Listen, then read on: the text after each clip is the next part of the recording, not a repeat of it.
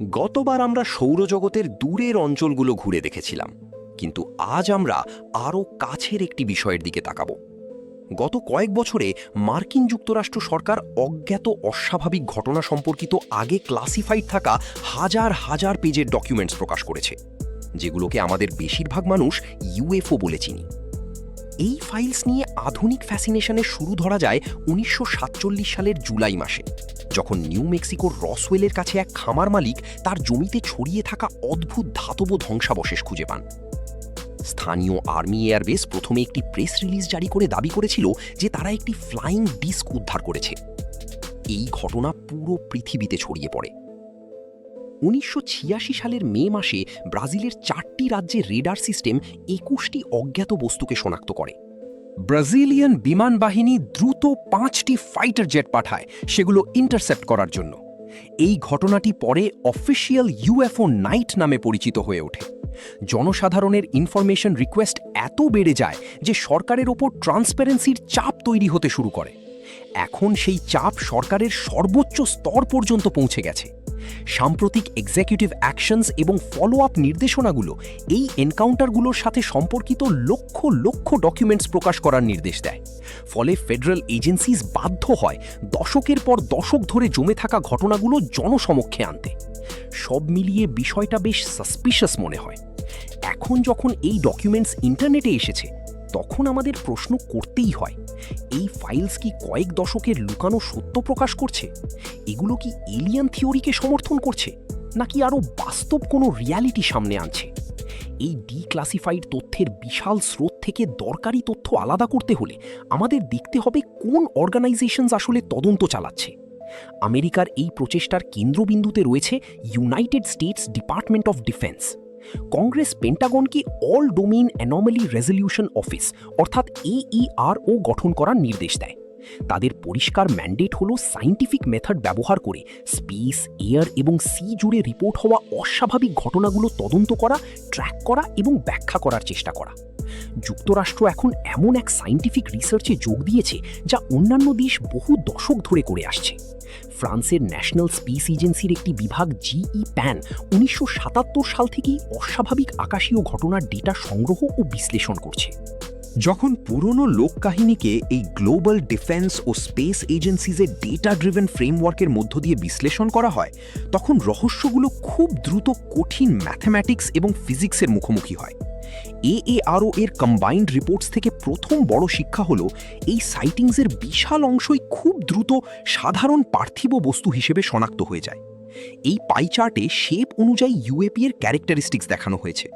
পর্যবেক্ষকরা sphere, cylinder এবং ট্রায়াঙ্গেলের মতো বিভিন্ন আকৃতির বস্তুর কথা বলেছেন, কিন্তু এই বিশাল নীল অংশটি দেখাচ্ছে যে সব ডিটেইল রিপোর্টের 65% আসলে কোনো নির্দিষ্ট আকৃতির যানই ছিল না, সেগুলোকে শুধু আলো হিসেবে বর্ণনা করা হয়েছে। এর পেছনে একটি বড় কারণ হলো লো আর্থ অরবিট টেকনোলজি। কমার্শিয়াল পাইলটস প্রায়ই রাতের আকাশে অদ্ভুত ঝলমলে সাদা আলো দেখতে পান। তদন্তকারীরা পরে নিয়মিতভাবেই এগুলোকে স্পেসএক্সের স্টারলিংকের মতো স্যাটেলাইট মেগা কনস্টেলেশনের অরবিটের সাথে মিলিয়ে দেখেন। পৃথিবীর ওয়াইল্ড লাইফও সেন্সারে ইন্টারফিয়ারেন্স তৈরি করে।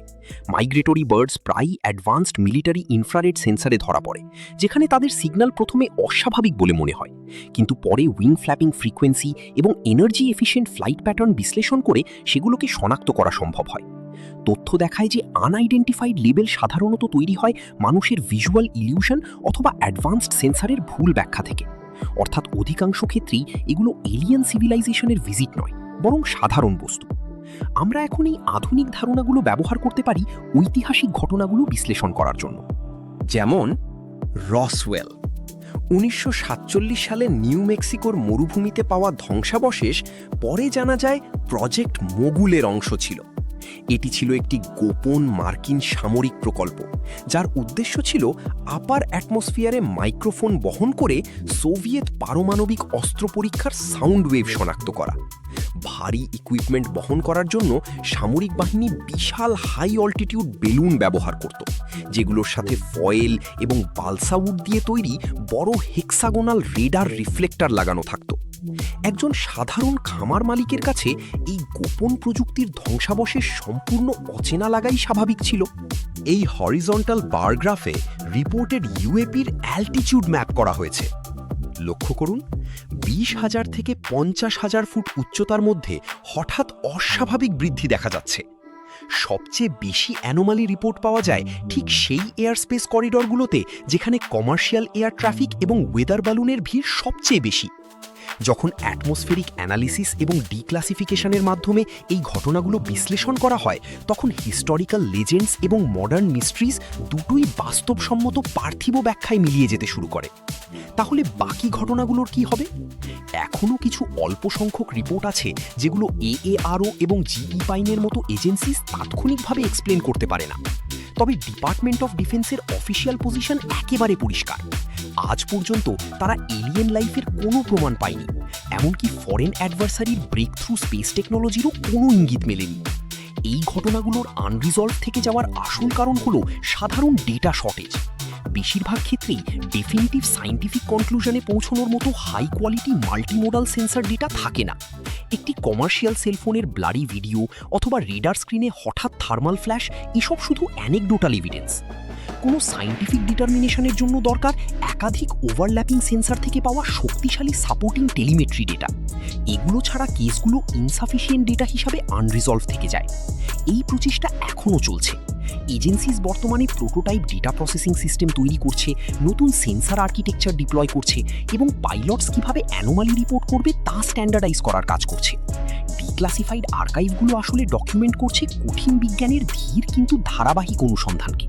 যত এজেন্সিস রিপোর্টিং প্রসেস স্ট্যান্ডার্ডাইজ করছে এবং সেন্সর উন্নত করছে, ততই আকাশ সম্পর্কে আমাদের জ্ঞানের বাকি ফাঁকগুলো ধীরে ধীরে পূরণ হচ্ছে। ডেটা সম্পর্কে আপনার মতামত কমেন্টে জানান, আর আমাদের পরবর্তী ডিপ অ্যানালিসিস দেখার জন্য সাবস্ক্রাইব করুন।